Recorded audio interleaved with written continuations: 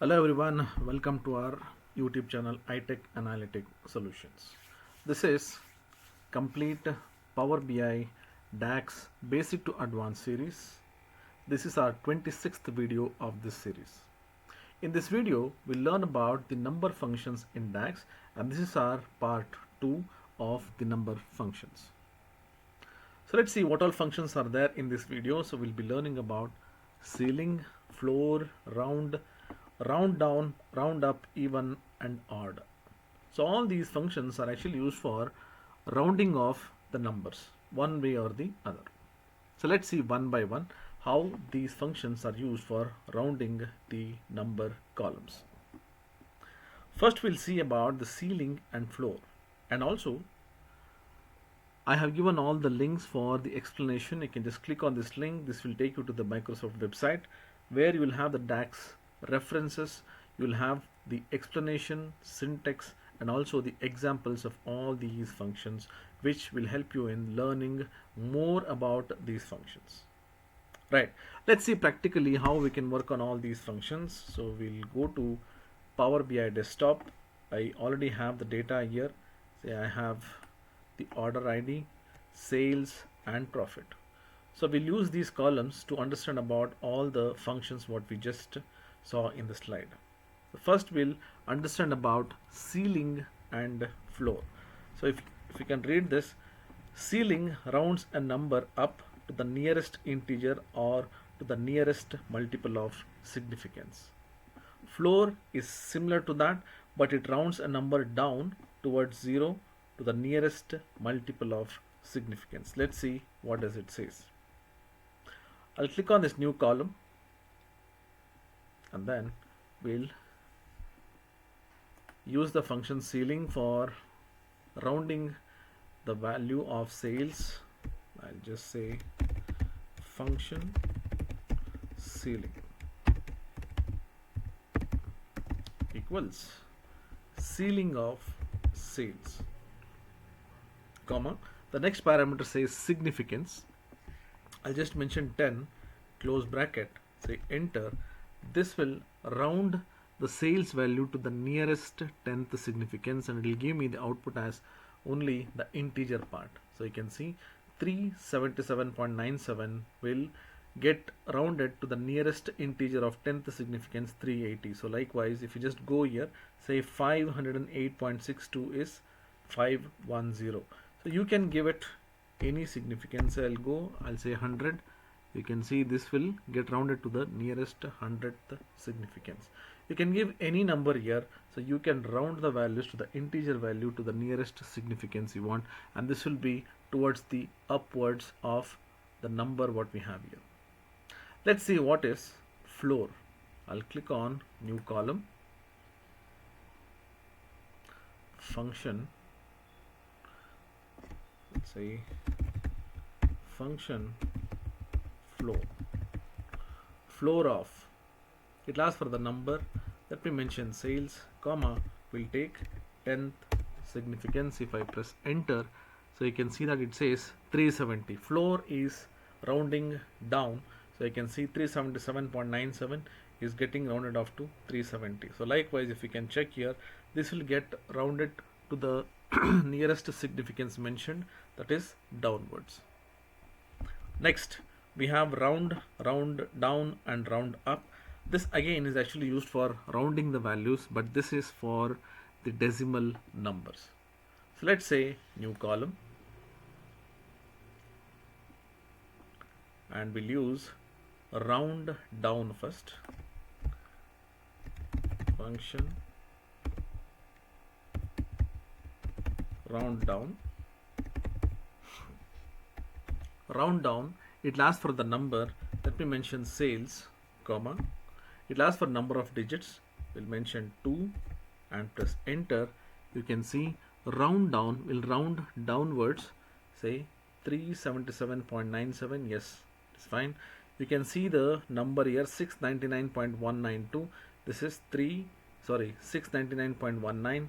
let's see a number. Okay, let's say this 302.376. You can see it is 302.37 only.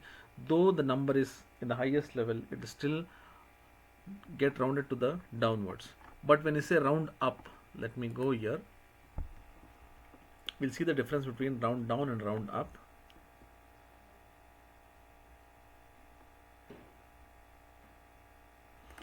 Okay, function round up. Round up sales value, comma, 2 decimals, I'll say enter. You can see this is getting rounded up, and you can see that, let's say, okay, say 7.7192. Here you can see sorry, 21.376 is 21.37 round down, and 21.38 that is in the upper side. So always round down will round downwards and round up will round upwards, but if you go to round, this will round exactly to the number what we have in the third digit if you are trying to round it to the 2 decimal numbers. Let's say function round of sales, comma, 2 decimals. You can read now. Say, let's take more decimal numbers, then it will be easy for us to understand. Let's take, let me just take a nice example. Okay, we can take this. We can see 21.376.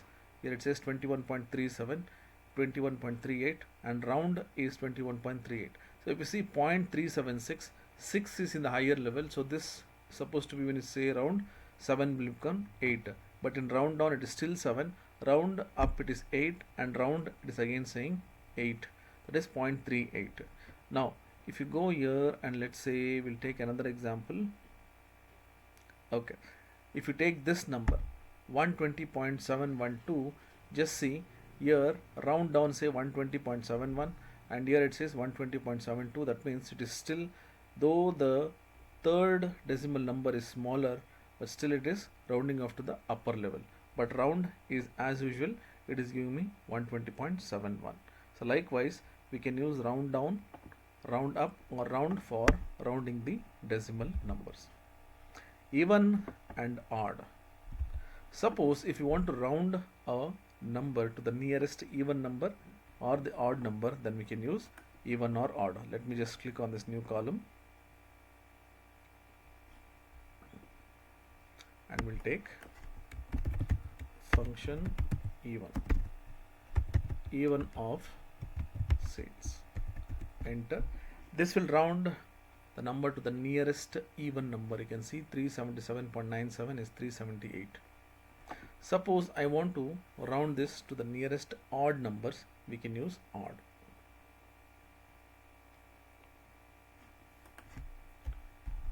Function odd of sales. This will round to the nearest odd numbers.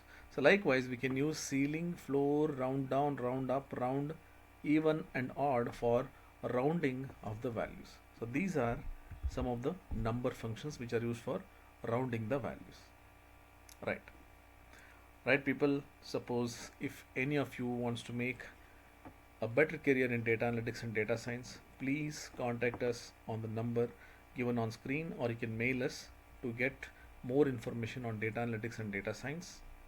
And suppose if you want to learn more about data analytics and data science, there are some free courses which we have uploaded in our website www.itsinc.in.